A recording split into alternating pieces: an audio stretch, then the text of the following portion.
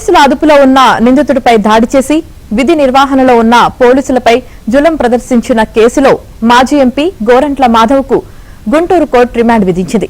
అనంతరం మాధవ్ సహా 6 నిందితులను రాజమహేంద్రవరం సెంటర్ జైలుకు తరలించారు. మాజీ సీఎం జగన్ సతీమణి వైఎస్ భారతిపై అభ్యంతరకర పోస్టులు పెట్టిన కేసులో చేబ్రోలు కిరణ్ ను పోలీసులు అదుపులోకి తీసుకుని గుంటూరు ఎస్పీ కార్యాలయానికి తీసుకొస్తుండగా మాధవ్ అటకాయించి దాడి చేశారు. ఎస్పీ కార్యాలయం వద్ద హల్చల్ సృష్టించారు.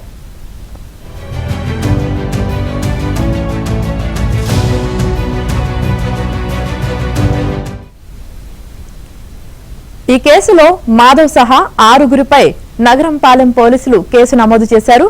నిందితుల్లో సత్యసాయి జిల్లా రామగిరి మండలం శేషంపల్లికి చెందిన చిగండి రమేష్, అనంతపురం జిల్లా గార్లదిన్నె మండలం కృష్ణాపురానికి చెందిన తాళ్ల దామోదర్, సత్యసాయి జిల్లా రామగిరి మండలం కొట్టాల గ్రామానికి చెందిన దిగివింటి శివప్రసాద్, సత్యసాయి జిల్లా రామగిరి మండలం శేషంపల్లికి చెందిన చిదగొండ్ల శివయ్య, సత్యసాయి జిల్లా రామగిరి మండలం పోలేపల్లికి చెందిన గౌళ్ల సురేందర్ ఉన్నారు.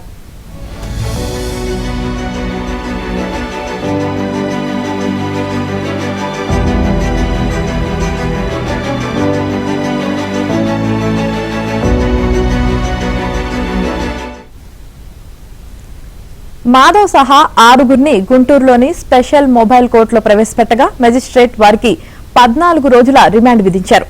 నెల్లూరు సెంట్రల్ జైలుకు తరలించాలని ఆదేశించారు. అయితే పోలీసుల వినతిపై భద్రతా కారణాల రీత్యా చివరకు రాజమహేంద్రవరం సెంట్రల్ జైలుకు పంపాలని ఆదేశాలు జారీ చేశారు.